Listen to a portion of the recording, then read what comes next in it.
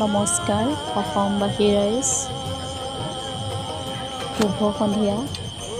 আজি সোমবাৰ, জুবিনদাৰ পবিত্ৰ মন্দিৰখন এনেদৰে সন্ধিয়া সকলো মিলিজুলি চাফ চিকুণ কৰি ধূপ ধূনা চাকি বন্তি জ্বলোৱা হয়। ধুনীয়া পৰিৱেশ। জয় জুবিনদা, জয় আই অসম।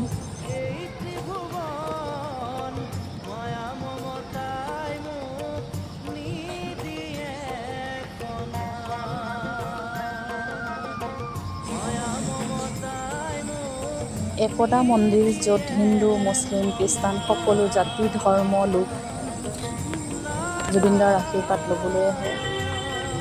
জুবিনদাৰ পবিত্ৰ মন্দিৰখন। জয় জুবিনদা, জয় আই অসম।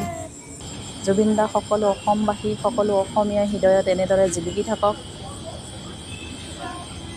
জুবিনদা অমৰ হওক।